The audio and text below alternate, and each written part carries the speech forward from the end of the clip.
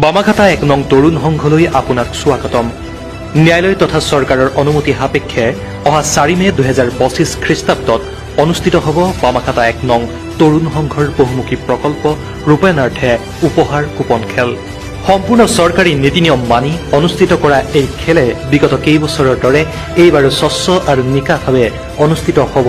প্ৰকৃততে ক'বলৈ গ'লে বামাঘাটা ১ নং তৰুণ সংঘৰ খেল মানেই ভাল, স্বচ্ছ, নিকা আৰু ৰাইজৰ সন্মুখত ৰাইজৰ দ্বাৰা পৰিচালিত খেল। এইবাৰ এই খেল দিনৰ ভাগতে অনুষ্ঠিত কৰা হ'ব। বামাঘাটা ১ নং তৰুণ সংঘ অসমৰ এটা অন্যতম স্বেচ্ছাসেৱী অনুষ্ঠান। এই উপহাৰ কুপন খেলৰ লাভাংশৰ পৰাই কভিড মহামাৰীৰ সময়ত প্ৰায় ২৫০০ পৰিয়াললৈ খাদ্য সামগ্ৰী যোগান ধৰাৰ লগতে অসমৰ বিভিন্ন ঠাইৰ দুখীয়া ৰোগীয়া হাতমাউৰা লোকলৈ সাধ্যানুসাৰে আৰ্থিক সাহায্য দি অহা হৈছে। বানপীড়িত লোকলৈ খাদ্য আৰ্থিক সাহায্য প্ৰদান সংঘৰ অন্যতম লক্ষ্য।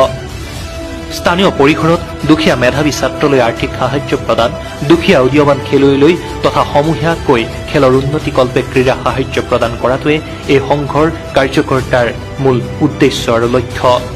বিগত সময়ছোৱাত এই সংঘটোৰ কাৰ্যকৰ্তাৰ জনমানসত উজ্জ্বল প্ৰভাৱ বিদ্যমান ৰক্তদান আৰু মুখ্যমন্ত্ৰীৰ সাহায্য পুঁজিলৈ অৱদান লেখত ল'বলগীয়া।